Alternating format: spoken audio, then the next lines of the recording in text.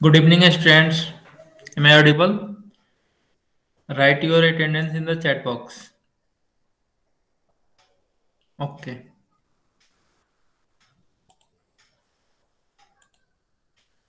Now I am going to share a screen. Please confirm in the chat box.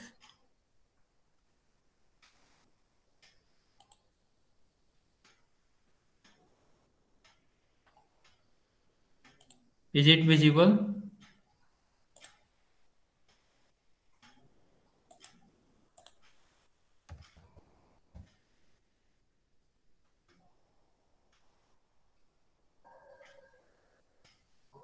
Okay.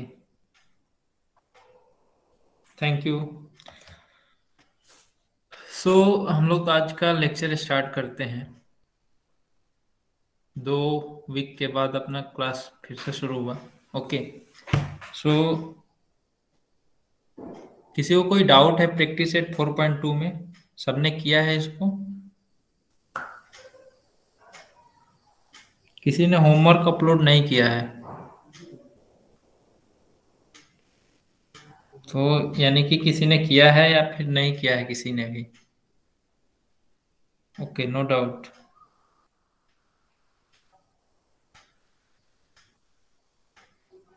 Okay, तो start करते हैं हम लोग।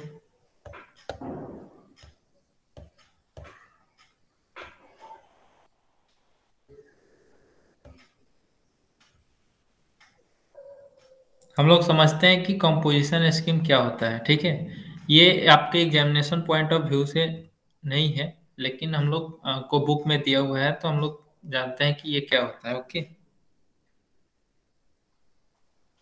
तो कंपोजिशन स्कीम क्या है? ओके, तो ये सारी चीजें जो आपका ये चैप्टर है, इसमें मतलब आपको नई नई चीजें पढ़ने को मिलेगा, क्योंकि इससे पहले जो आपका 10th में जो था सिलेबस, वो ये सारी चीजें नहीं पढ़नी थी। ओके, तो मतलब 2017 के बाद जब जीएसटी आया, उसके बाद ये सारे चैप्टर्स जो है इंक्लूड किए गए आपके चैप्टर आपके सिलेबस में। सो अच्छा, ये एक चीज ये बताओ कि 4.2 किसने किसने किया है ईमानदारी से?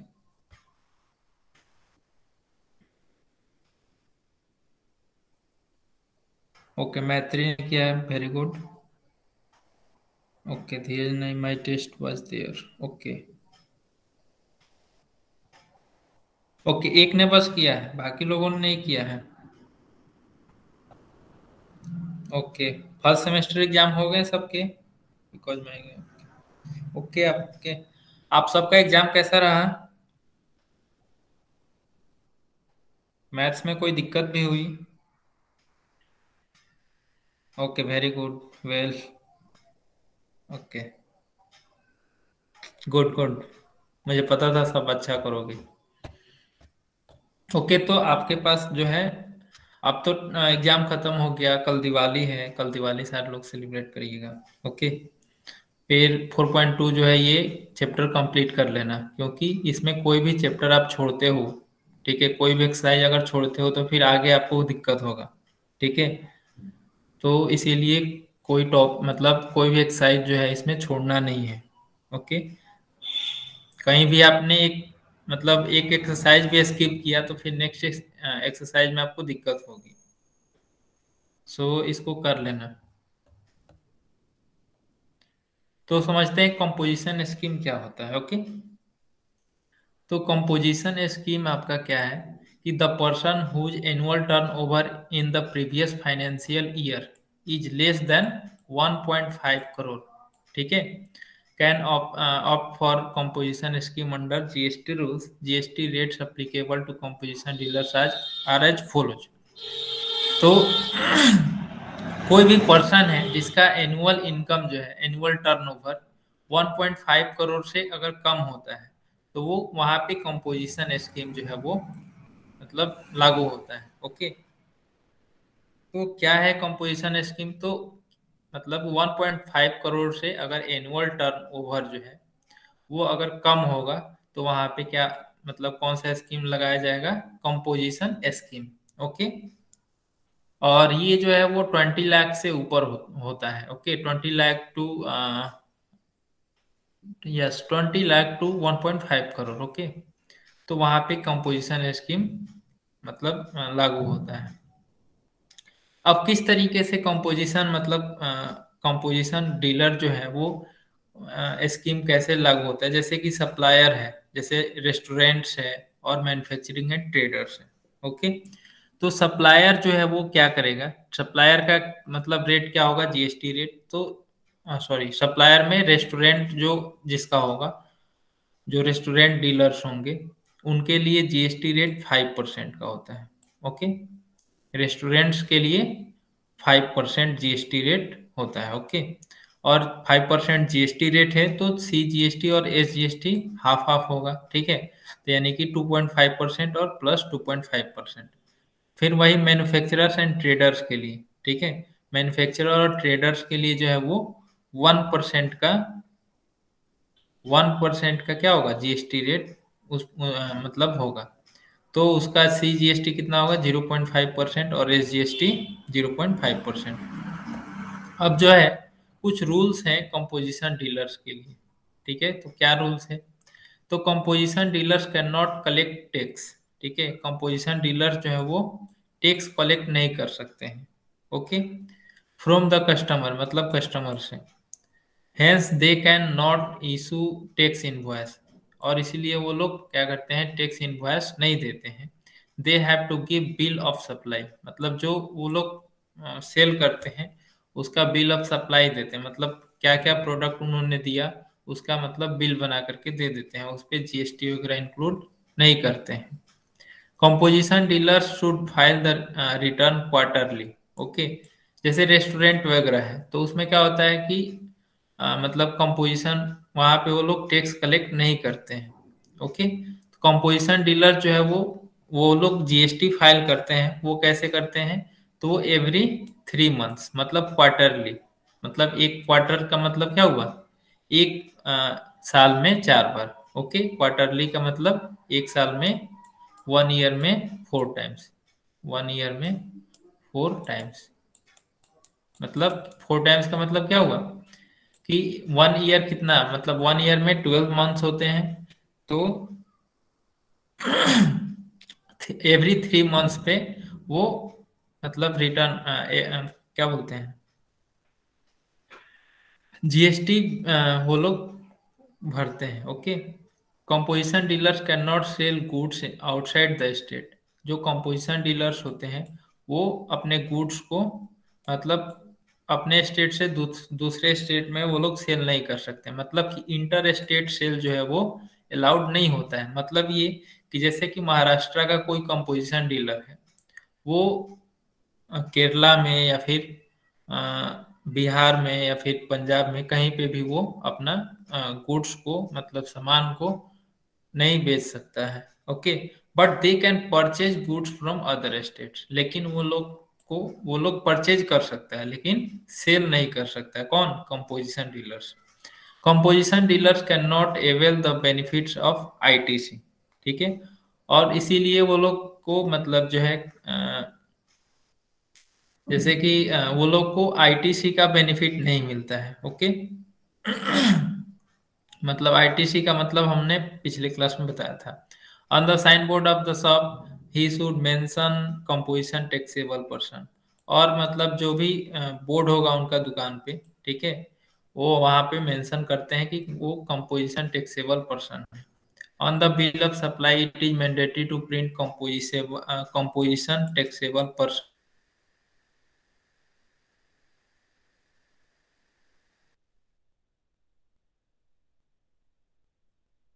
बोल्ड लेटर, जो भी उनका बिल ऑफ वो जहाँ पे आइटम्स का मतलब लिस्ट होगा सारा, तो वहां पे वो लोग मतलब मेंशन करते हैं composition taxable person not eligible to collect tax on supplies. ये बोल्ड लेटर में, बोल्ड लेटर समझते हो ना, ये आपका है बोल्ड, बोल्ड लेटर में है ये।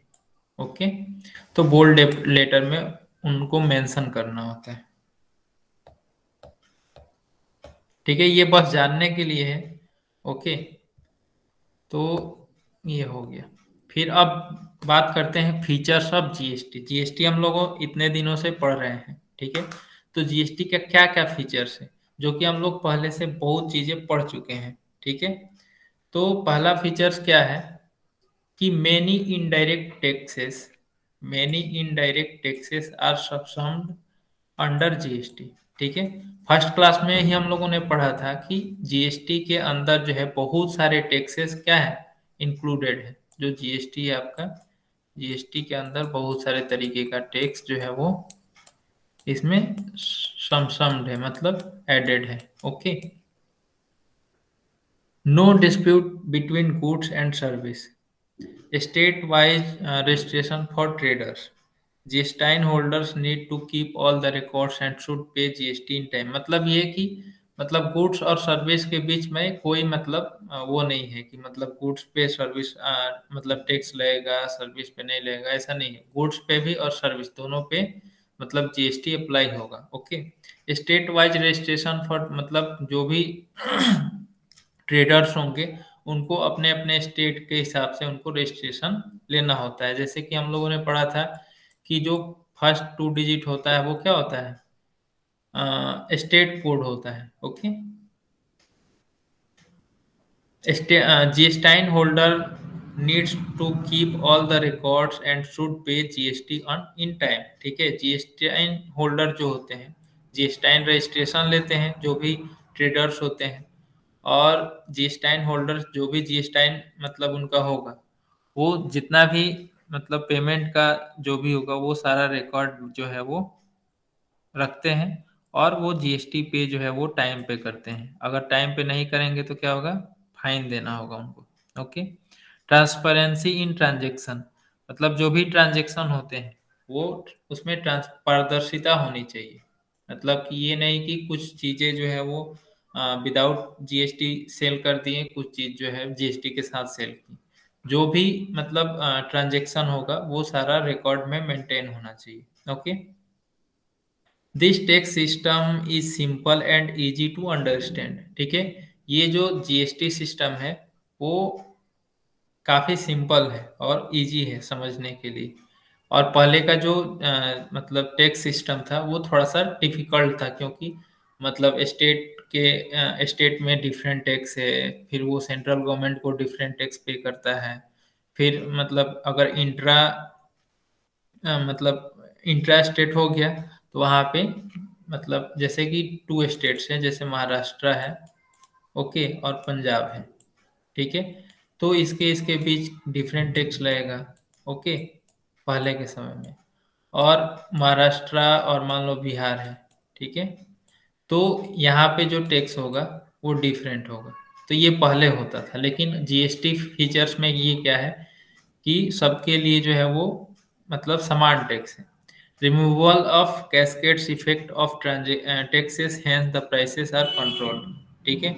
जो भी मतलब बीच में जो भी बीच में जैसे कि अ, जैसे ये महाराष्ट्र से पंजाब के बीच जो मतलब सेलिंग परचेजिंग हुआ वो मतलब डिफरेंट डिफरेंट ट्रेडर्स के बीच हुआ, ठीक है। तो डिफरेंट डिफरेंट वे से हुआ, तो वो क्या हुआ कि मतलब वहां पे भी टैक्स जो है इंक्लूड करके प्राइस मार्जिन जो है वो हाई हो जाता था।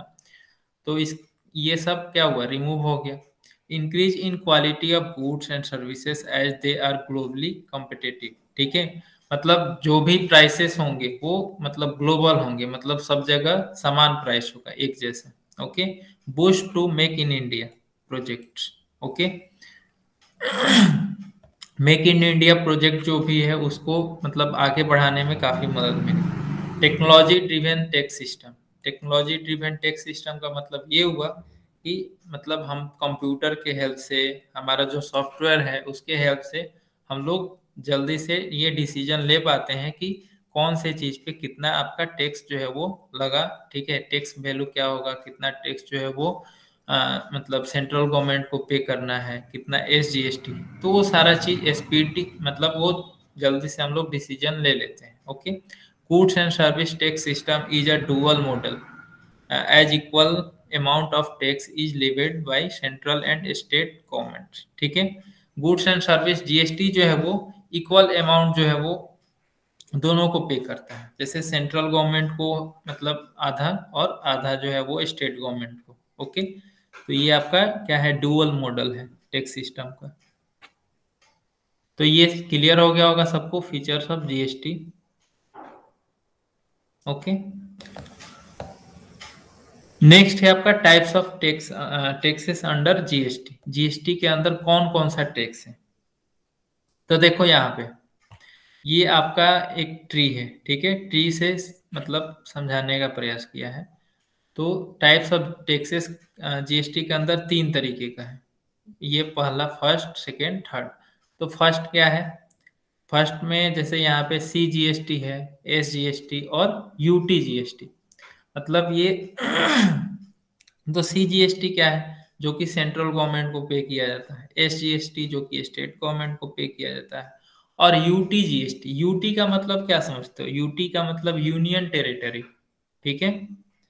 जो भी मतलब 28 स्टेट्स हैं, उसके बाद फिर आपका यूनियन टेरिटरी है। तो यहाँ पे मतलब कि जो यूनियन टेरिटरीज है, जैसे कि चंडीगढ़ हो गया, दिल्ली हो गया, और जो कि यूनियन टेरिटरी है, तो वहां पे जो टैक्स, अंडमान निकोबार द्वीप समूह, तो ये जो यूनियन टेरिटरी है, तो वो भी एक तरीके का है आपका स्टेट है। ओके, तो वहां पे जो जीएसटी पे किया जाता है वहां पे, तो वो हो गया यूटी जीएसटी, ठीक है। वो सेम लाइक आपका एस जीएसटी की तरह है। ओके, फिर नेक्स्ट है, सेकेंड है आपका कंपोजिशन स्कीम। कंपोजिशन स्कीम क्या है? कि for the those GSTIN holders whose annual turnover is between 20 lakhs to 1.5 crore, ठीक है, जिसका भी मतलब टर्नओवर जो है वो annual turnover 20 lakh to 1.5 crore होता है, तो वो लोग क्या करते हैं, सी जीएसटी और एस जीएसटी पे करते हैं, जो कि हम लोगों ने अभी पढ़ा था 1 पॉइंट यहाँ पे, यहाँ पे कंपोजिशन स्कीम में रेस्टोरेंट वाले 5% और मैन्युफैक्चरर एंड ट्रेडर्स वाले 1% का वो क्या करते हैं, कंपोजिशन स्कीम के माध्यम से जीएसटी पे करते हैं। ओके, उसके बाद नेक्स्ट थर्ड है आपका आईजीएसटी, ठीक है। आईजीएसटी का मतलब क्या हुआ, इंटर स्टेट, ठीक है। तो इंटर स्टेट जो है वो जैसे कि टू स्टेट्स है, जैसे कि महाराष्ट्र है, ठीक है, और गोवा है, ठीक है। इन दोनों स्टेट के बीच में आपका ट्रेडिंग हो रहा है। ट्रेडिंग मतलब व्यापार हो रहा है, कोई भी गुड्स और गुड्स का ट्रांसफर हो रहा है, ट्रांसफॉर्मेशन हो रहा है यहाँ से यहाँ, चाहे यहाँ से यहाँ। तो इंटर स्टेट के बीच जो मतलब टैक्स होता है, वो सेंट्रल गवर्नमेंट को टैक्स पे किया जाता है। ओके, तो उसको हम लोग बोलते हैं आईजीएसटी। क्या बोलते हैं? आईजीएसटी। जैसे कि कोई महाराष्ट्र का डीलर है और कोई एक गोवा का डीलर है, तो दोनों ने एक दूसरे से क्या किया, सामान को मतलब परचेज किया, तो ये टैक्स जो है वो ना ही गोवा स्टेट को जाएगा और ना ही महाराष्ट्र स्टेट को जाएगा, ये डायरेक्टली मतलब सेंट्रल गवर्नमेंट को जाता है, ठीक है। सेंट्रल गवर्नमेंट को ये टैक्स पे किया जाता है। तो इसका हम अलग से एक नाम देती है आईजीएसटी। आई का मतलब इंटर, ठीक है, इंटर स्टेट, तो आईजीएसटी हो गया। तो ये सारी चीजें आपको क्लियर हो गई होंगी।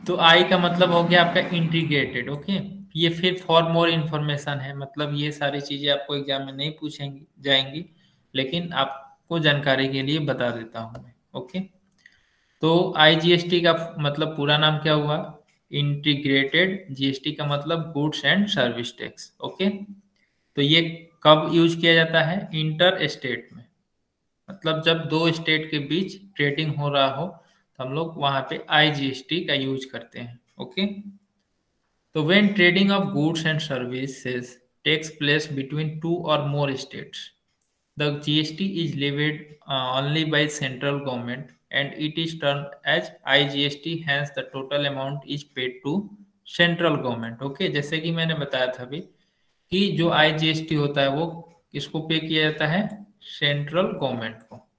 Okay, suppose if a trader buys goods from another state and sells them in his state, then let us see how he can avail of the ITC which he has paid as IGST at the time of purchase। Okay, तो जैसे कि हम लोगों ने पढ़ा था पिछले class में कि आईटीसी, ठीक है, तो वो जो टैक्स क्रेडिट जो होता है उनके पास, जैसे कि टैक्स क्रेडिट का आईटीसी कैसे होता है, जो भी उनके पास जो है वो कोई सामान वो लोग परचेज करते हैं, ठीक है, तो परचेज करते हैं तो उनके पास आईटीसी क्रेडिट हो जाता है। आईटीसी का मतलब income, sorry, input tax credit, input tax credit. तो ये क्या होता है वो हम लोगों ने पिछले क्लास में समझा था। मतलब जो टैक्स उन्होंने, मतलब कोई भी चीज को परचेज करते समय पे कर दिया है वो उनके पास क्रेडिट हो जाता है। मतलब ये कि वो टैक्स उनको फिर दोबारा उतना पेमेंट नहीं करना पड़ता है। ओके, लेकिन वो उतना टैक्स रिसीव करते हैं और जितना पहले से वो लोग पेड कर चुके हैं वो फिर उनके पास रह जाता है, और जो बाकी एक्स्ट्रा अमाउंट जो वो लोग रिसीव करते हैं उनको वो अमाउंट पे करना होता है। एक एग्जांपल से हम लोग इसको अच्छे से समझेंगे तो देखते हैं कि कैसे जो है वो इंटीग्रेटेड जीएसटी जो है वो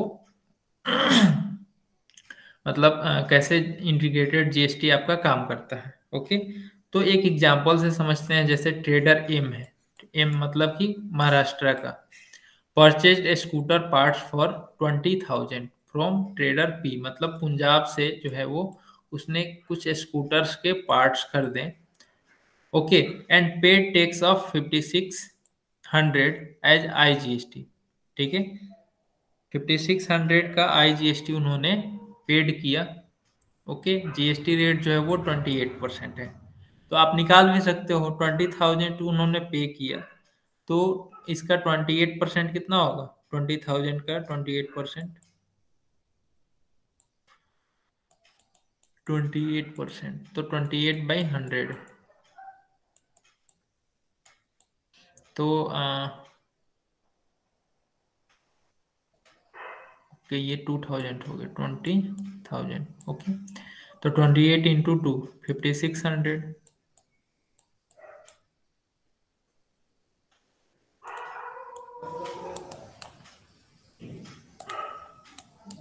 5600 आई जीएसटी होगी। ओके, तो आई जीएसटी इसने क्या किया, महाराष्ट्र ने, जो महाराष्ट्र का ट्रेडर था वो 5600 पहले से परचेज करते समय स्कूटर का पार्ट्स वो पे किया है। ओके, पहले से ऑलरेडी उसने 5600 पेड कर चुका है।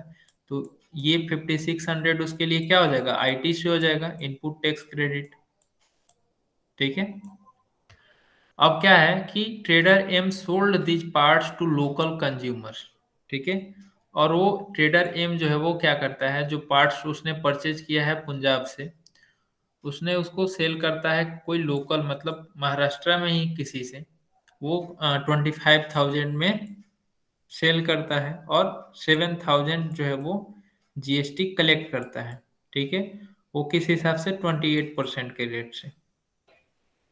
Okay, bifurcated as C GST जो है वो कितना होगा, 3500, और एसजीएसटी कितना होगा, 3500, क्योंकि 7,000 उसने जीएसटी कलेक्ट किया है।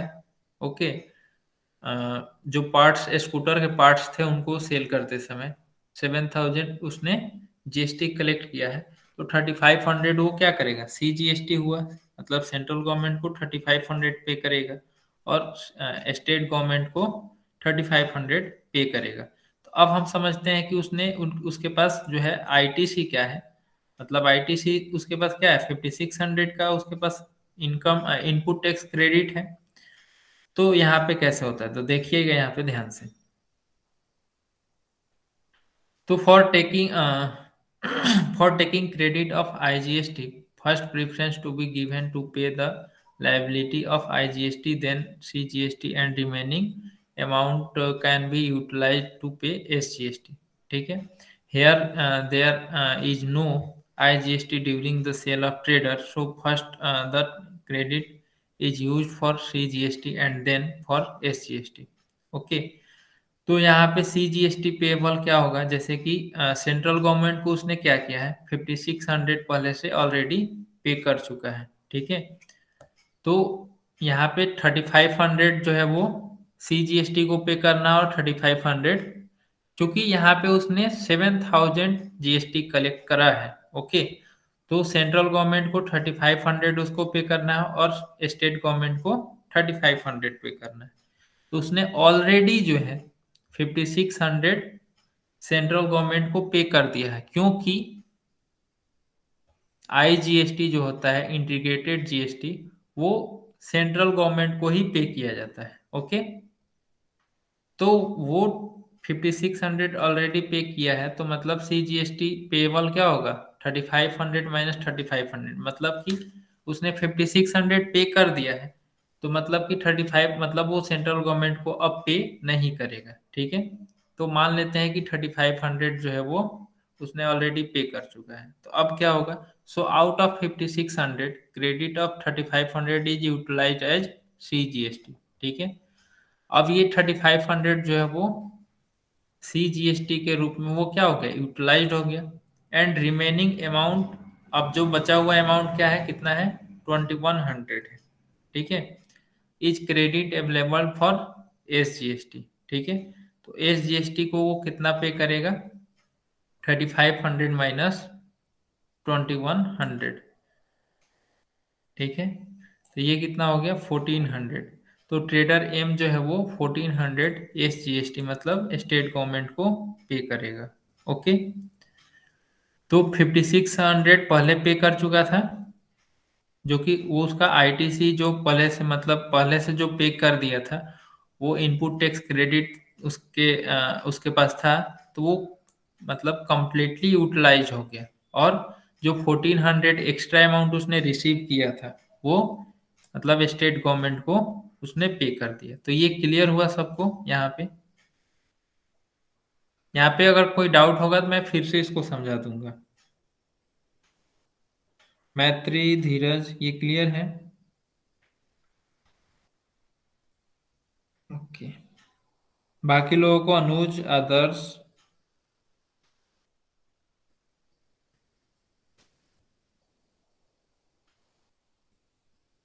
ओके, ये काफी इंपॉर्टेंट चैप्टर है, ओके।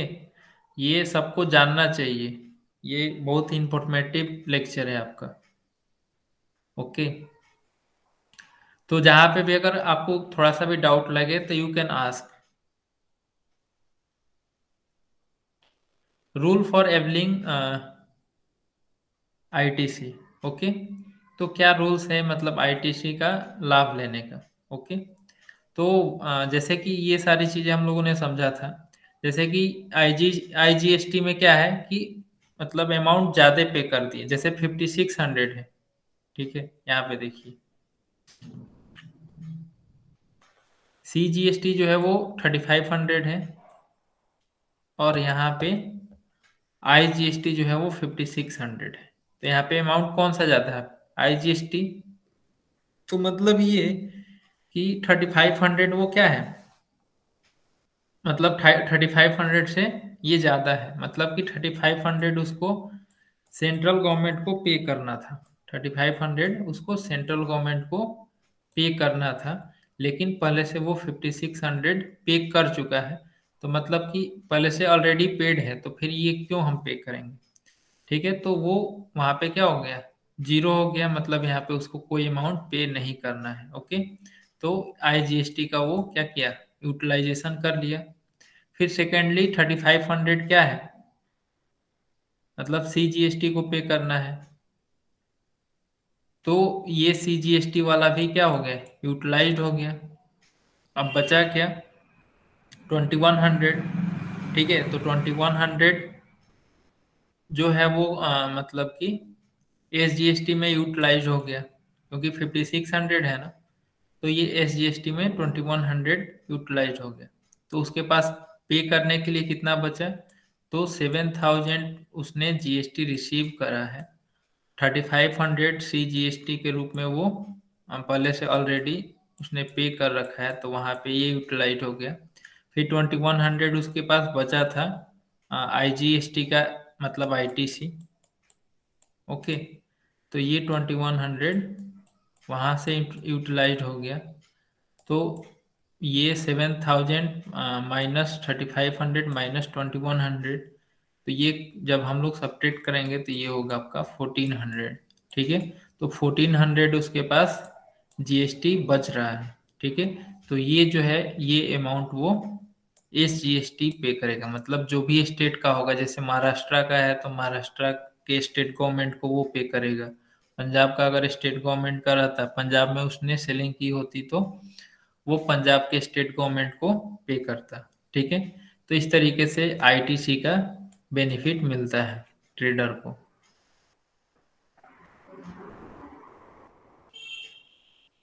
ओके, अब हम लोग आगे पढ़ते हैं। तो नेक्स्ट है इन द प्रीवियस क्लास। यहाँ तक किसी को कोई डाउट नहीं ना है? यहाँ तक सारा चीज क्लियर है? ये फॉर मोर इंफॉर्मेशन करके था। Okay okay, no doubt. तो यहाँ से हम लोग अपना नया टॉपिक स्टार्ट करते हैं। यहाँ पे क्या क्या पढ़ना है वो हम लोग देखते हैं। In the previous class we have learn the importance of savings and investment, okay, which you might have started practicing whenever possible. We develop good habits to maintain physical health.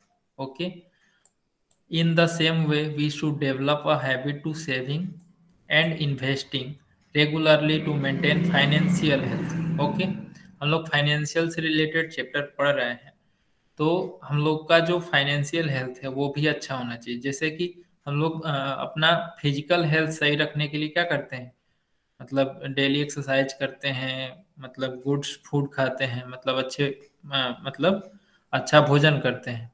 तो ये सारी चीज़ें हम लोग कुछ चीज़ें हमेशा करते रहते हैं, उसी तरीके से हमारा फाइनेंशियल हेल्थ जो है वो भी सही होना चाहिए।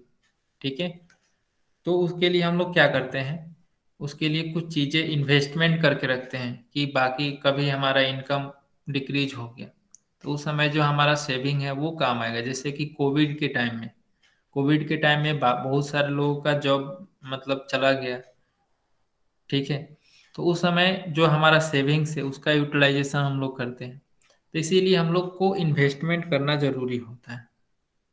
तो इन्वेस्टमेंट किस तरीके से हम लोग करते हैं वो सारी चीज़ें हम लोग इस चैप्टर में देखेंगे।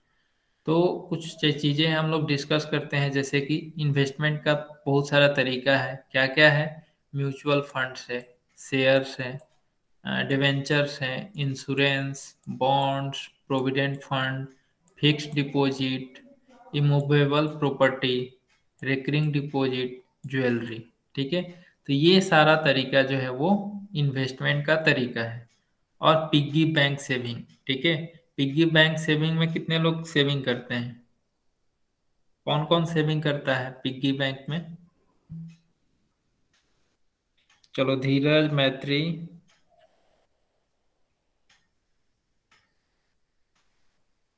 आदर्श, इसमें से कौन कौन सेविंग करता है? मतलब अपने पास वो जो छोटा सा मिट्टी का बना होता है या फिर मिनी बैंक आपका।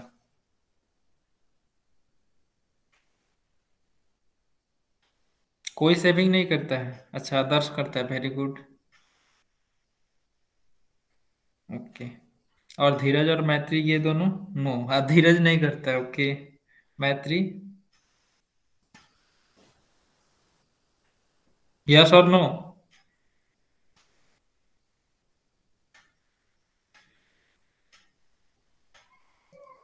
ओके, तो सबसे पहली चीज ये कि हम लोग फाइनेंशियल से रिलेटेड चैप्टर पढ़ रहे हैं, तो एक चीज आज हम लोग इन्वेस्टमेंट पढ़ रहे हैं। ठीक है, तो इन्वेस्टमेंट का तरीका, आप लोग बच्चे हो तो आप लोग पिग्गी बैंक सेविंग करो। ओके ओके, ये भी मैत्री भी सेविंग नहीं करती, तो सेविंग सबको करना चाहिए।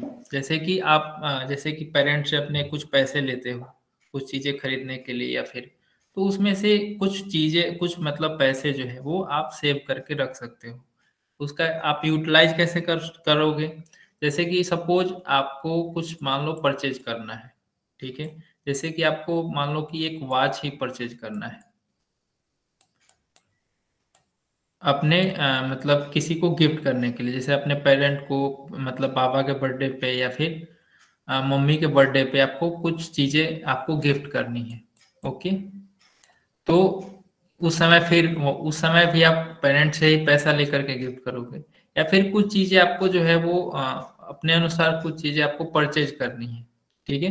तो उसके लिए क्या करोगे कि खुद, मतलब जैसे कि कभी आपको पैसा मिला कॉपी पेन पेंसिल या फिर कुछ खाने पीने के लिए, तो आपने उसमें से मतलब 5 रुपीज या फिर 10 रुपीज आपने उसमें से क्या किया, सेव कर लिया, ठीक है। कोई जरूरी नहीं है कि आप 5 रुपए ही सेव करोगे, 10 रुपये सेव करोगे, 1 रुपए भी सेव कर सकते हो। ओके। तो पिग्गी बैंक में आप उसको रखते जाओगे, तो 6 महीना, साल भर, ठीक है, या फिर 1-2 साल बाद आपके पास एक अच्छा अमाउंट आ जाएगा जिसका यूज करके आप कुछ भी परचेज कर सकते हो। ओके, या फिर कोई सामान ले सकते हो।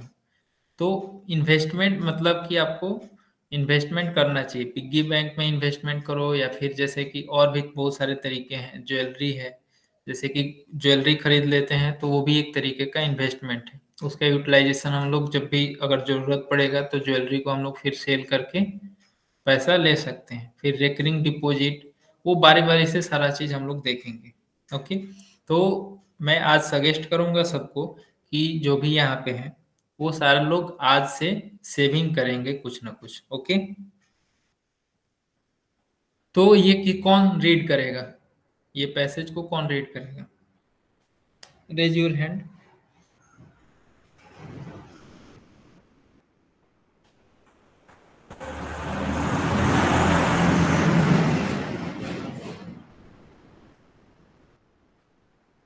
आदर्श, अनुज, धीरज, मैत्री, एनीवन?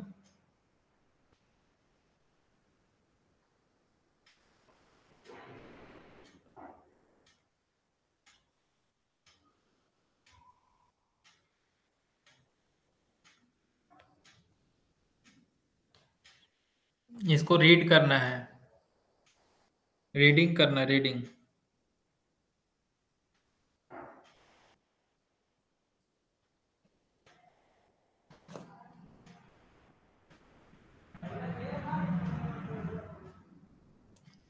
जैसे okay Dheeraj, unmute your self.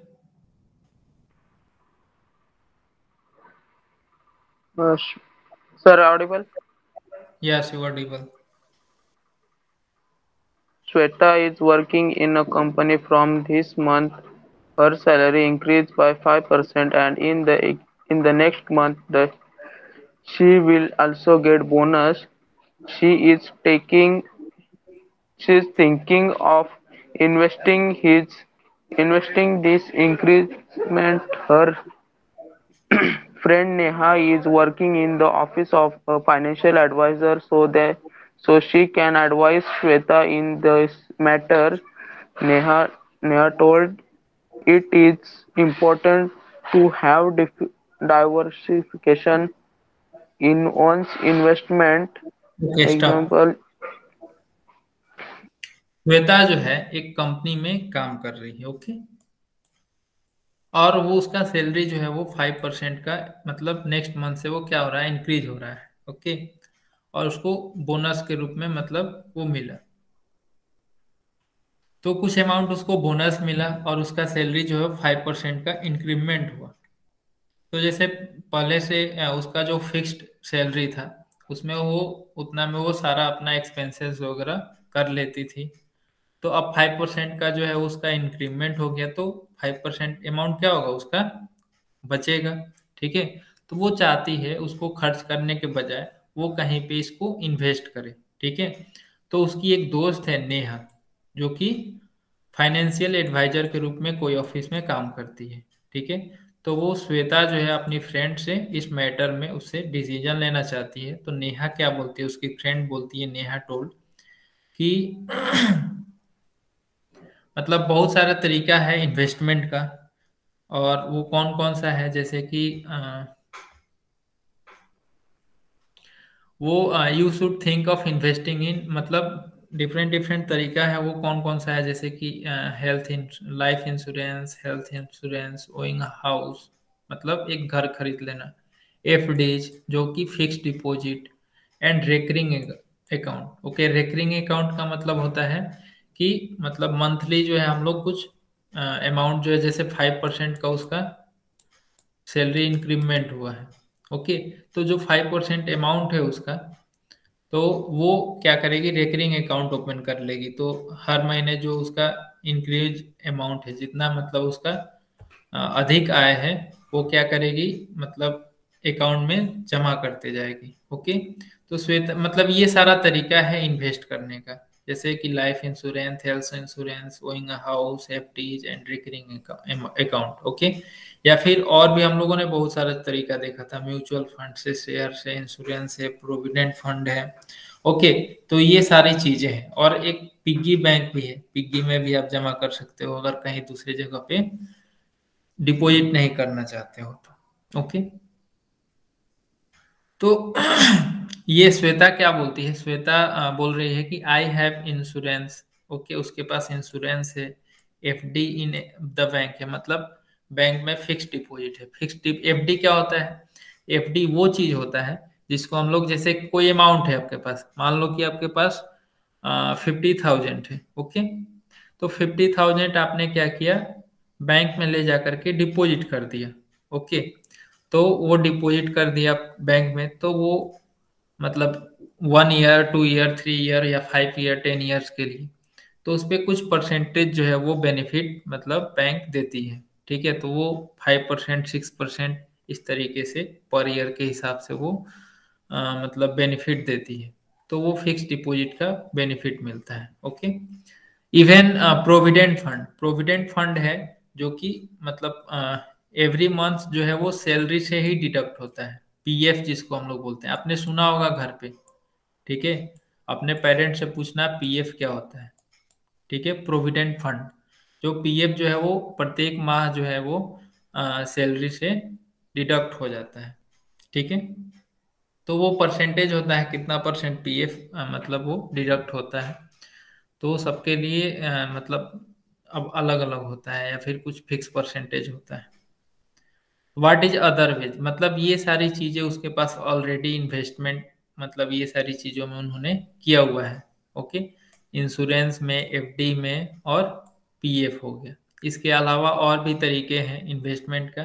तो नेहा आंसर करती है इन्वेस्टिंग इन शेयर्स, मतलब शेयर्स में आप इन्वेस्टमेंट कर सकते हो, म्यूचुअल फंड्स में। Okay, debentures, bonds, etc is more popular this days, मतलब ये सारी चीजें जो है वो काफी प्रचलन में है। बहुत सारे लोग शेयर्स में इन्वेस्टमेंट करते हैं, म्यूचुअल फंड्स में, डिवेंचर और बॉन्ड्स में। Okay, inclination of people towards SIP. Okay, SIP के भी बारे में हम लोग जानेंगे क्या होता है।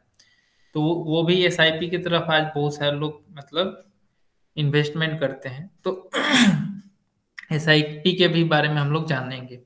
Well, I think you are getting salary increment every month. Okay, so systematic investment plan is suitable for you.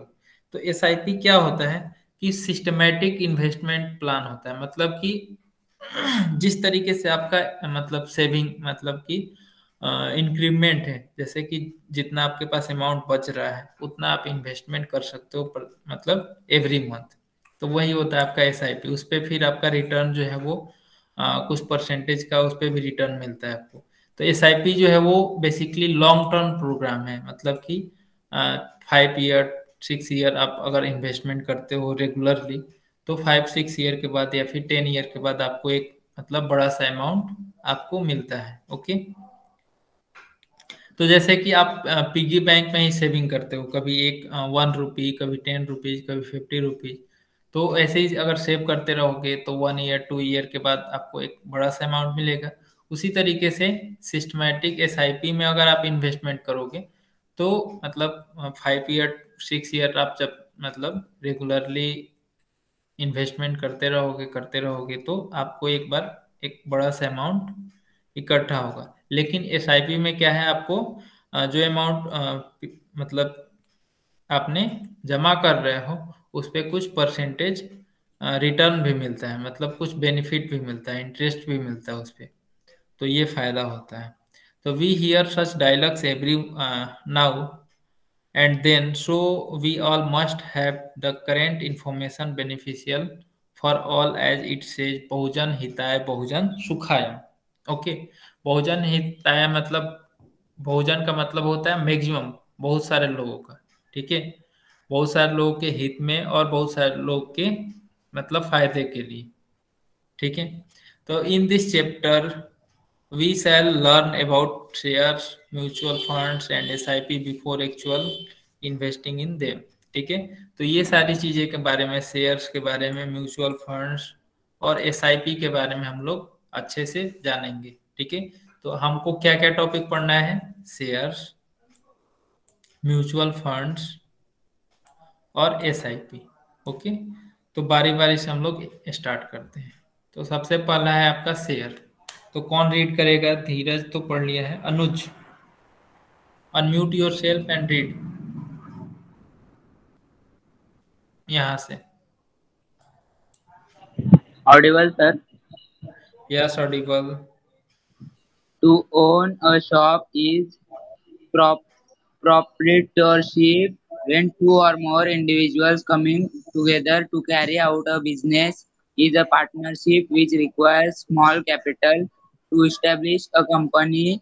Desiring persons came together and form a company. Company is to be registered under the Indian Companies Act 1956.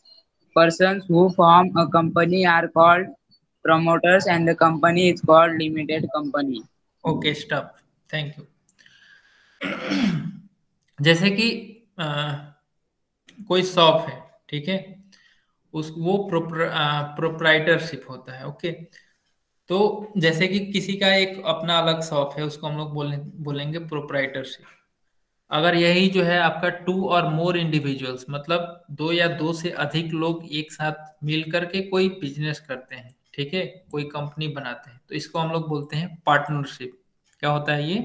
Partnership. तो अगर कोई अकेला है, single कोई है, कोई single है, तो मतलब कोई सिंगल किसी का दुकान है या फिर कोई बिजनेस कर रहा है सिंगल अकेला, तो वो क्या हुआ? प्रोप्राइटरशिप। अगर वही कोई मतलब दो या दो से अधिक लोग, मतलब कि कोई मान लो कि टू फ्रेंड्स हैं, वो दोनों लोग साथ में मिल करके कोई बिजनेस स्टार्ट किए, तो वो हो गया आपका पार्टनरशिप में। ओके, दो या दो से अधिक भी हो सकते हैं, कोई जरूरी नहीं है कि दो ही हो। Okay, which requires a small capital. और कोई भी बिजनेस स्टार्ट करने से पहले, जैसे कि आप एक दुकान ही खोलते हो सपोज, ठीक है, तो उसको भी स्टार्ट करने के लिए आपको कुछ कैपिटल अमाउंट चाहिए, मतलब कुछ अमाउंट के बिना तो आप उसको ओपन नहीं कर सकते हो। तो उसी तरीके से कोई भी कंपनी को एस्टेब्लिश करने के लिए कुछ हमको अमाउंट चाहिए, तो उसको हम लोग बोलते हैं कैपिटल बोलते हैं, ठीक है।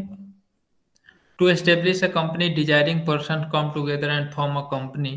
Company is to registered under the Indian companies act 1956। Okay, तो जो भी कंपनी होगा उसको हम लोग रजिस्टर्ड करते हैं गवर्नमेंट से।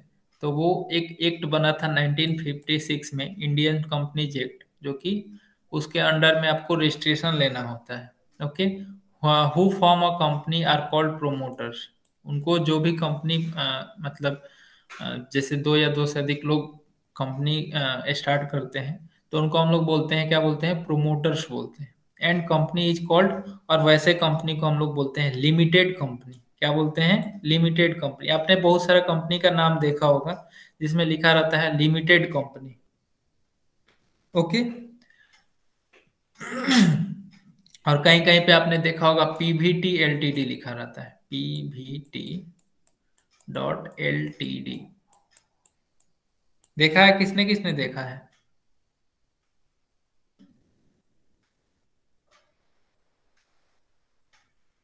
पीवीटी एलटीडी देखा है आपने? ओके, मैत्री ने देखा। Okay, very good.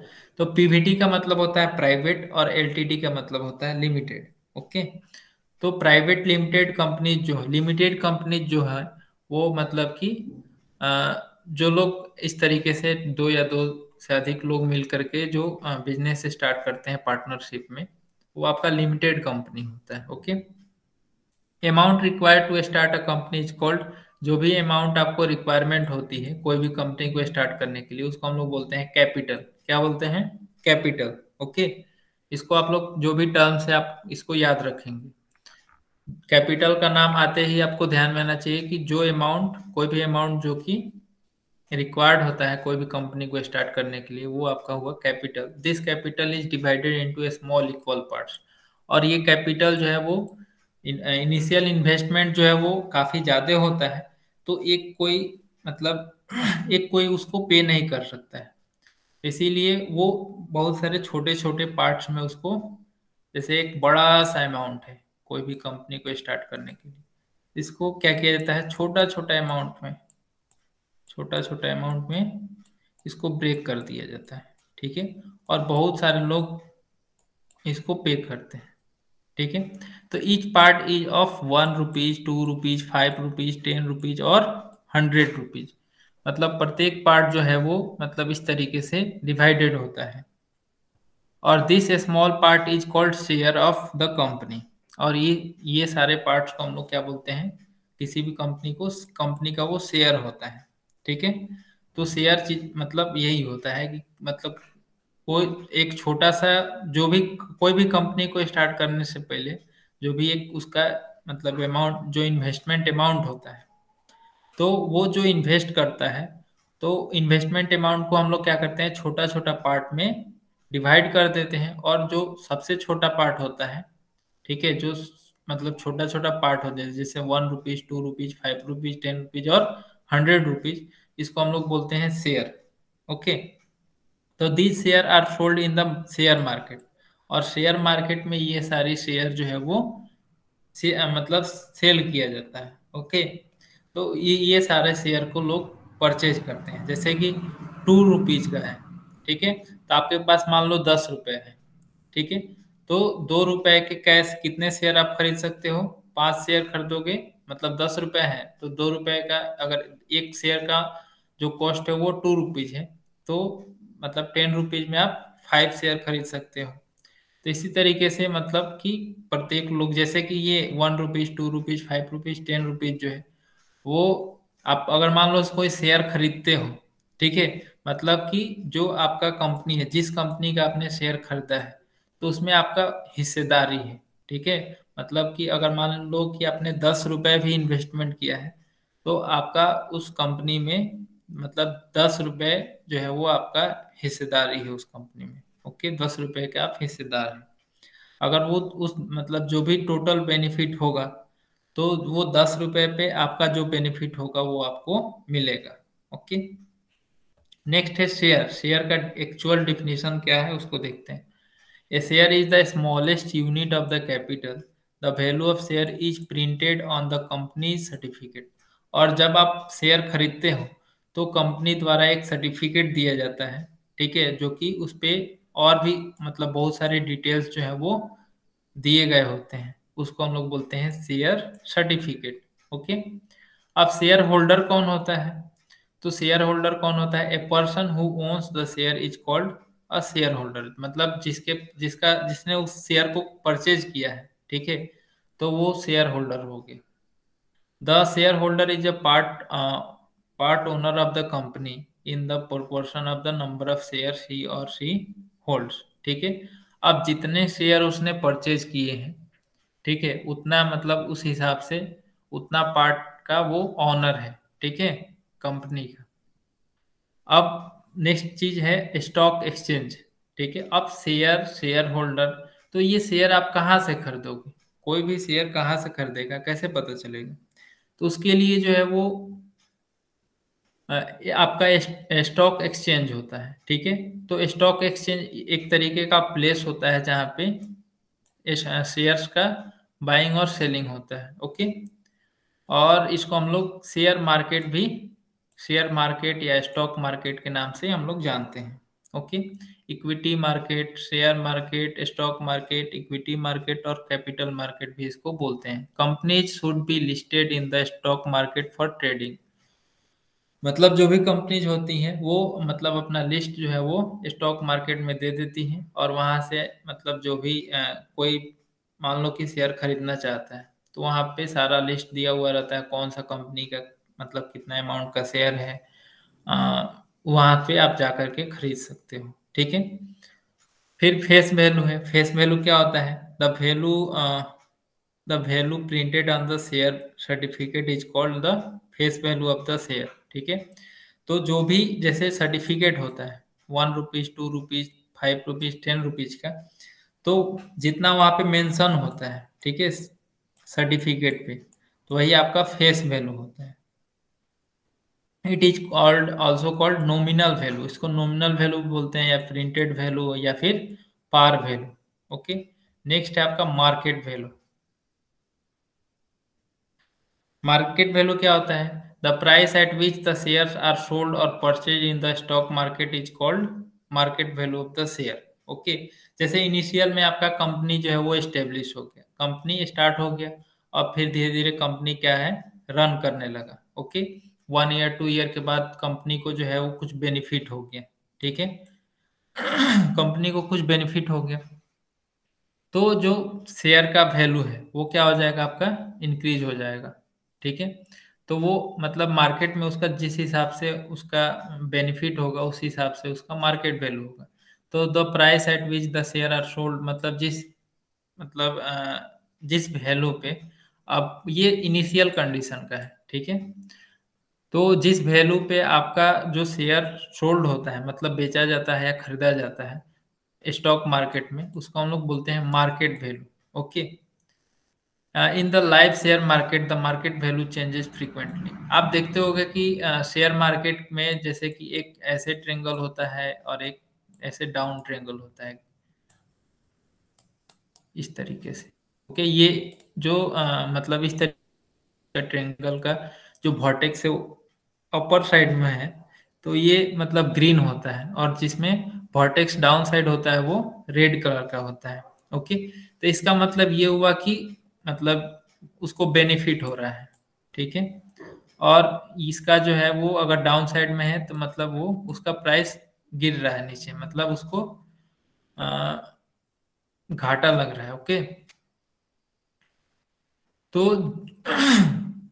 वैसा कंपनी जिसका परफॉर्मेंस मतलब अच्छा होता है, ओके, तो वो उस कंपनी के जो शेयर्स होते हैं वो डिमांड में होते हैं। ठीक है। जैसे जो भी चीज है उसका अगर मान लो कि मतलब ज्यादा लोग को रिक्वायरमेंट होता है अच्छी चीजें, तो उसका डिमांड क्या है, बढ़ जाता है। तो जिस कंपनी का भी परफॉर्मेंस मतलब अच्छा रहता है, जो मतलब बहुत तेजी से ग्रोथ करता है, तो उस कंपनी का जो शेयर्स होता है वो काफी डिमांड में होता है। ठीक है। नेक्स्ट है आपका if the company is not doing well the share price falls. अगर कंपनी अच्छा काम नहीं कर रहा है तो उसका शेयर प्राइस क्या हो जाएगा, घट जाएगा। तो ये हो गया आपका इंक्रीज का साइन, ये डिक्रीज का साइन हो गया। ठीक है। This is the reason of increase in decrease in Sensex and Nifty. अब सेंसेक्स और निफ्टी के बारे में भी हम लोग पढ़ेंगे क्या होता है। ठीक है। तो एक डिविडेंड हम लोग समझ लेते हैं लास्ट मतलब पॉइंट। ओके। क्योंकि टाइम भी हो गया आपका। The part of annual profit of a company which is distributed per share among shareholders is called dividend. ठीक है। डिविडेंड क्या होता है कि जैसे कि आपने शेयर परचेज कर लिया, ठीक है, तो शेयर परचेज कर दिया मतलब कि आपने आपका हिस्सेदारी जो है वो उस कंपनी में कुछ आपका जितना का आपने शेयर परचेज किया है उतना आपका हिस्सेदारी है उस कंपनी में। ठीक है। तो कंपनी को अगर बेनिफिट होगा, कंपनी को अगर बेनिफिट हुआ तो वो बेनिफिट आपको भी मिलेगा। तो वो प्रॉफिट जो है वो कंपनी जो है जो भी शेयर होल्डर्स होते हैं उनको मतलब जितने भी शेयर होल्डर्स हैं सब पे वो इक्वल अमाउंट का प्रॉफिट दिया जाता है। ओके। तो वही आपका डिविडेंड होता है। ठीक है। तो डिविडेंड क्लियर हो गया होगा। If the company is performing well then the value of share capital increases. ठीक है। जो शेयर कैपिटल होगा वो क्या होगा, इंक्रीज करेगा। यानी कि आपका जो मतलब आपने जो शेयर खरीदे हैं उसका वैल्यू इंक्रीज हो जाएगा, है the price of share goes up. ठीक है। लेकिन वही अगर मान लो कि कोई शेयर है आपका, कोई शेयर आपने परचेज किया है किसी कंपनी का, अगर वो मतलब घाटे में चल रहा है, ठीक है, उसको लॉस हो रहा है, तो उसका शेयर प्राइस जो है वो घट जाएगा। ठीक है, मान लो कि आपने 100 रुपये किसी कंपनी में इन्वेस्ट किया। ओके, 100 रुपये इन्वेस्ट किया, अगर उस कंपनी का परफॉर्मेंस डाउन है, मतलब अच्छा नहीं चल रहा है, वो हमेशा घाटा लग रहा है, तो ये 100 से 90 भी हो सकता है। ओके, मतलब अब पहले आपने 100 रुपये उसमें इन्वेस्ट किया है, तो आपका जो अमाउंट होगा वो 90 हो जाएगा। अगर मान लो कि कंपनी अच्छा परफॉर्मेंस कर रही है, तो आपने 100 रुपीज इन्वेस्टमेंट किया है उसमें, तो ये हो सकता है 120 भी हो सकता है। ओके, तो वो डिपेंड करता है कि कंपनी का परफॉर्मेंस क्या है।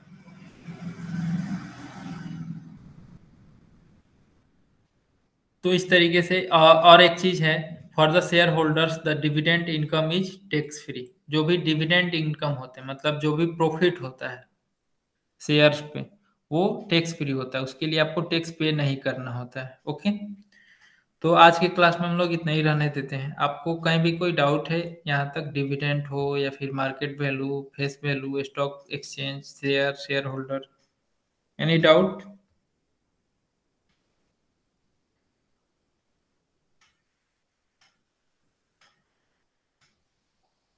यस और नो? Okay, no. तो आपका होमवर्क जो है वो सारे लोग मतलब जो भी किए हैं अच्छी बात है, और जिन्होंने नहीं किया है 4.2 कर लेंगे और गूगल क्लासरूम पे अपलोड करेंगे। ओके, तो जिन्होंने किया है वो लोग भी अपलोड कर देंगे। ठीक है, बहुत सारे लोग, किसी ने अभी तक अपलोड नहीं किया है, तो जो भी कर लिए हैं अच्छी बात है, अपलोड कर देंगे। जिन्होंने नहीं किया है वो लोग इसको करेंगे, फिर करने के बाद अपलोड करेंगे। जो भी डाउट होगा वहाँ पे चैट बॉक्स में आप लोग लिख देंगे कि ये क्वेश्चन नंबर डाउट है। ओके, मैं उसको अगले क्लास में डिस्कस करूँगा। ठीक है, तो आज हम लोग इतना ही रहने देते हैं। ठीक है, कल आप लोग दिवाली, कल दिवाली है, सारे लोग दिवाली मनाइए अच्छे से। Happy Diwali to everyone. Bye, good night.